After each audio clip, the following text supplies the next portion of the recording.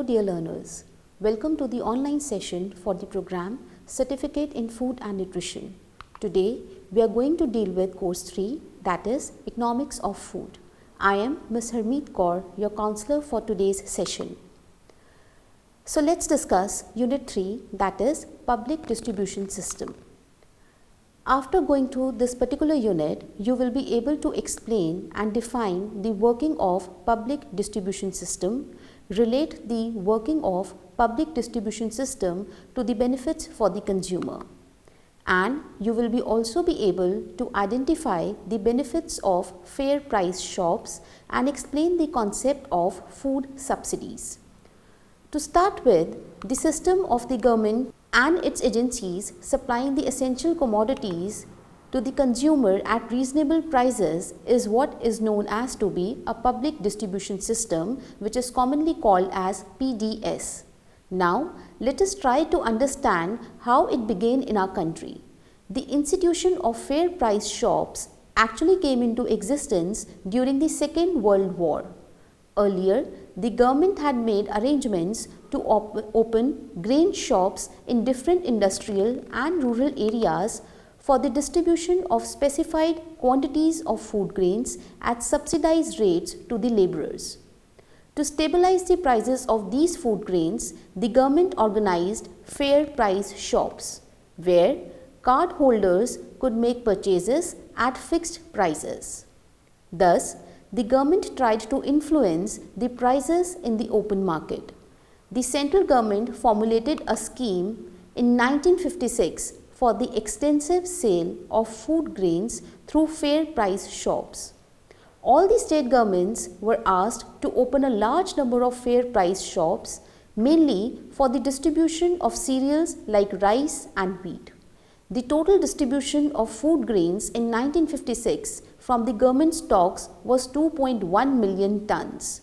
The amount of grain thus distributed increased significantly after 1964. The reason for the same was poor agricultural production over these years, that is from 1964-65 to 1966-67.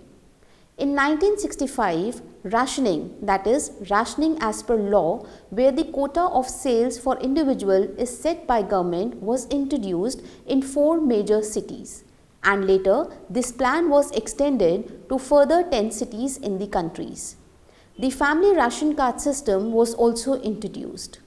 Now, let us try to understand how the PDS work in the country. The farmers producing the food grains are distributed throughout the length and breadth of our country. So also, the consumers are geographically distributed. Most of the consumption points are at the large townships and urban areas where we know that food is not grown. The food grown by the farmers will have to be supplied to these consumption centers. As we all know, there are both rich and poor people in our country, and in case of an increase in the prices of these commodities, it is the latter who stands to suffer. The trading community usually take care of assembling the crops grown by the farmers and marketing them to the consumers. But left to themselves, the traders indulge in speculative activities, that is, they speculate or expect the prices to increase during the non-harvest season because of lower availability of these food grains.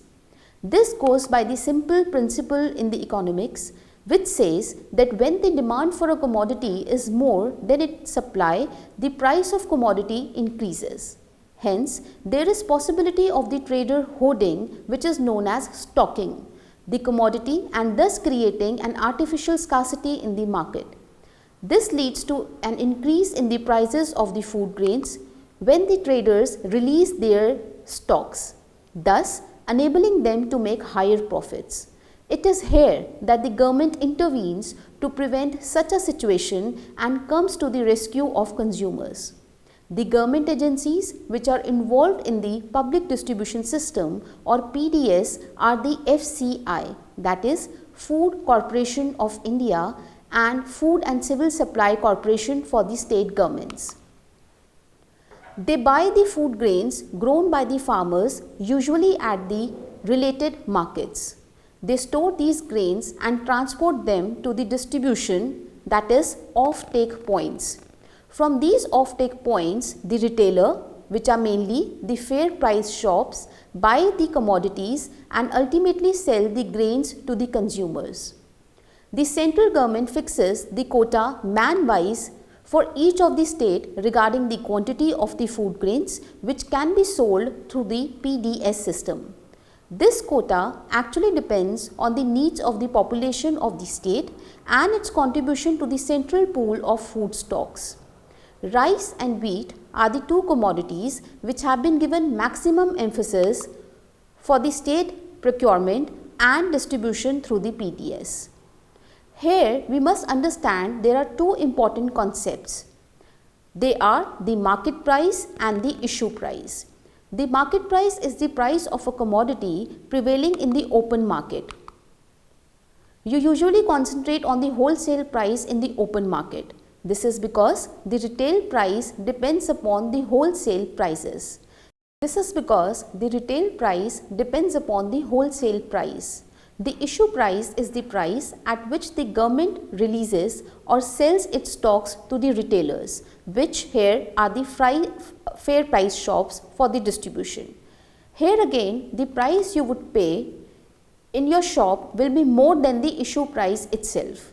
The information on prices will be usually converted to index number or price indices to facilitate a better comparison between different points of time.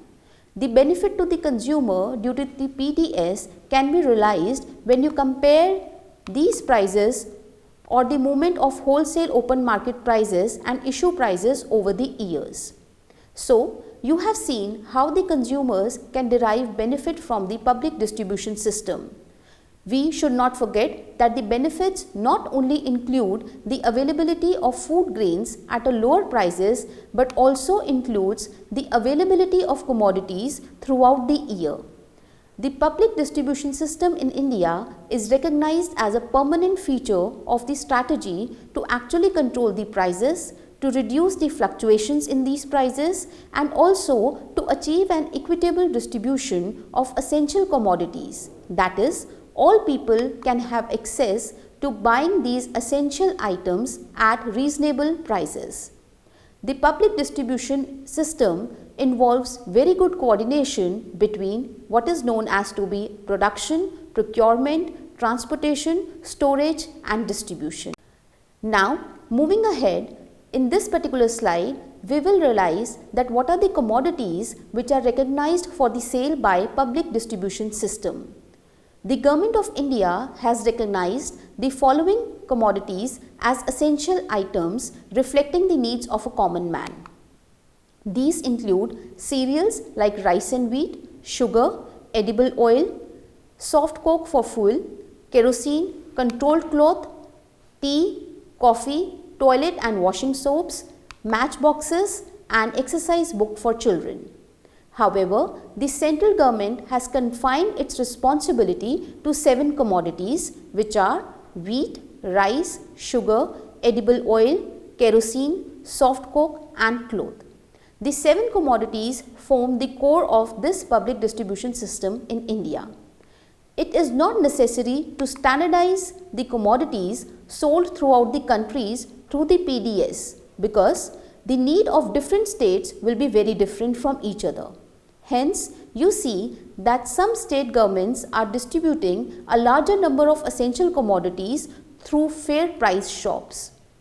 The central government also helps the state governments in acquiring many commodities of the common use like razor blades, toilet soaps, cycles and tubes etc. at wholesale prices for distributing throughout the fair price shop. The working of the public distribution system is periodically reviewed in consultation with the state governments. At the central government level, an advisory council on the public distribution system has been constituted to review its working from time to time. All the state governments have also established such advisory councils at the district and the tehsil levels.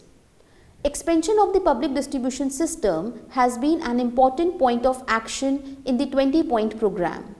Special emphasis is laid on increasing the number of fair price shops in the areas which have not been sufficiently served by the public distribution system. Hence, the expansion of public distribution system is supplementary to the poverty alleviation programs. Now, in the next slide, we are going to understand that what are these fair price shops. Now, as the name itself indicates, a fair price shop is the one in which the commodities are sold at reasonable and fixed prices. As far as possible, the government recognizes the cooperative stores as these fair price shops.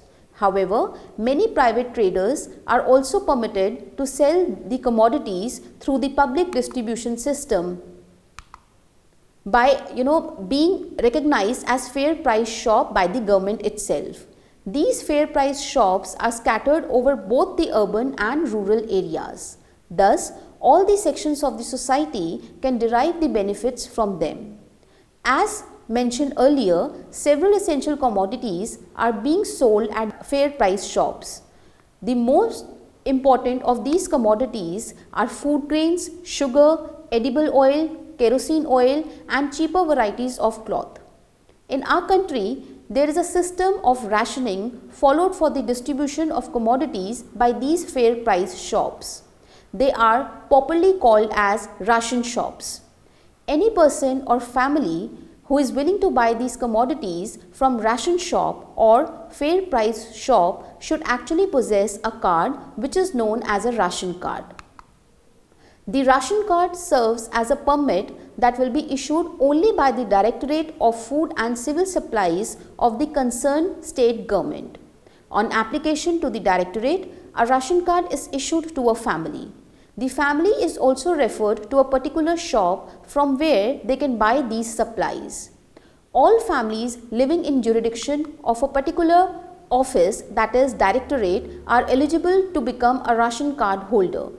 The major advantage of buying your requirements from these fair price shops or ration shop is that you can get the commodities at a lower price as compared to buying the same in the open market or from any other shop. Secondly, the prices at which these commodities are sold in the ration shops do not fluctuate as much they do in the other shops. For example, the price of edible oil increases during the festive seasons in other shops, which is in the ration shop does not. Hence, you are assured of your quota of commodities at a stable price. The rationing system has been particularly helpful to the poorer sections of the society. As we have learnt in the first unit, the poor spend a very large portion of their income on food articles. So, when these commodities are available to them at lower prices, they will be benefited.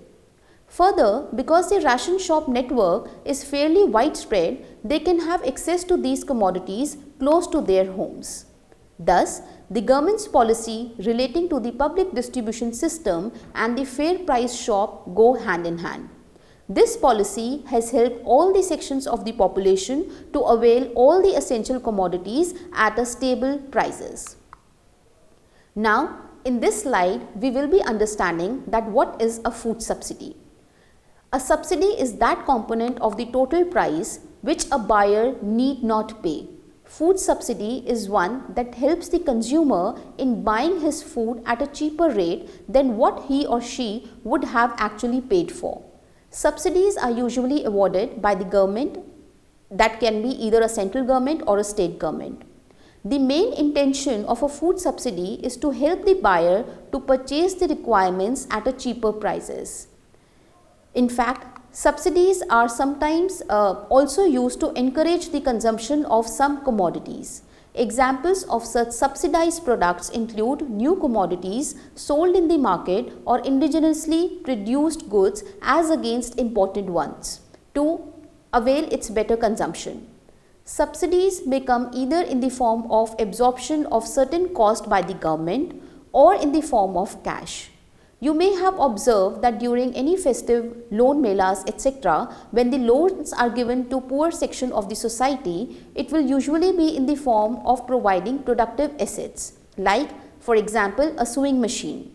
Out of the total loan, let's say an example of rupees 5,000 which has been granted, rupees 1,500 will be subsidy and remaining 3,500 will be the loan component.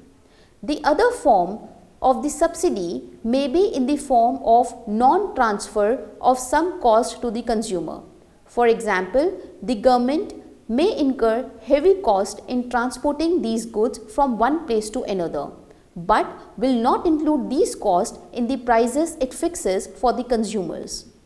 Most of public service utilities you will consume, such as a drinking water, bus transport, electricity, etc., are usually subsidized in this form. To understand what is the total quantity of food subsidy given by the government, you should learn a few things more. At the beginning of the unit, you saw that there is a difference between the market price and the issue price. You also saw that the issue price is the price at which government sells its stock to the retailers. But the government has to first buy the commodities to build up its own stock. The procedure of building up the stocks by the government through its agent, that is FCI, Food Corporation of India, is called procurement. The food grains are procured by the FCI from either the open market or collection in terms of some compulsory sales by the millers. The price at which FCI buys these food grains are called procurement price. Procurement price are usually fixed by the Government of India. The prices at which different commodities like rice, wheat, coarse grain, etc. are procured will be different. As a matter of policy, the government announces the procurement prices for these different commodities at the beginning of the sowing season. Hence, if you closely observe, the procurement price of Kharif crops, that is crops which are usually grown in the season June to November, are announced in June itself, while for Rabi crops, that is from October to November and March to April, are announced in November itself. Such an announcement of procurement prices in the beginning of crop season has a favorable impact on the producers. This is because the farmers are aware that this is the minimum price at which they have to sell their produce. The procurement price is fixed according to the recommendations of an advisory body called Commission on Agricultural Cost and Prices. This body was formerly known as Agricultural Cost and Prices Commission. The Commission takes into account the average cost of the production of the crop, that is cost per quintal, for its recommendation of procurement of the prices. Moving ahead, in addition to the payment of procurement price, the FCI has to spend a huge amount of money as incidentals. These include following charges, like we have an obligatory charges which include gummy bags, mandi charges, sale tax, etc. We have storage and interest charges, we have handling charges which include labor charges, internal movements, etc. We have establishment charges and other miscellaneous charges. The FCI also incurs cost on the following items of the distribution, which includes freight, interest, transit and storage loss, handling expenses at the godowns and administrative overheads. Thus, now you see the total cost of the procurement includes procurement price, procurement incidentals and distribution incidentals. When you add all these three, you arrive at the cost of procurement per ton or per quintal depending upon the commodity, which is called the economic cost. The difference between the economic cost of the procurement and issue price of the commodity is what is considered to be as a consumer subsidy. The benefit of the subsidy directly goes to the consumer. Similarly, the consumer subsidy is worked out for all the commodities procured and distributed separately. The consumer subsidy per unit of the commodity is multiplied by the total quantity of the commodity procured. That will give you the subsidy amount for each of the specific commodities. The addition of all these amounts spent on all the commodities will give you total consumer subsidy on the food. So, now let's sum up. In this unit, you have learned the meaning, origin of the public distribution system in Indian perspective. You have understood the concept of a fair price shop and the way the consumers are benefited from these fair price shops, or what are commonly called as to be ration shops. You are now familiar with the concept of food subsidy, procurement price and buffer stock, and also how these are operated by the government. You will now appreciate the benefits which the consumer gain from these government policies of the public distribution system. With this, we end our today's session on public distribution system. Thank you all for your patient hearing. Thank you.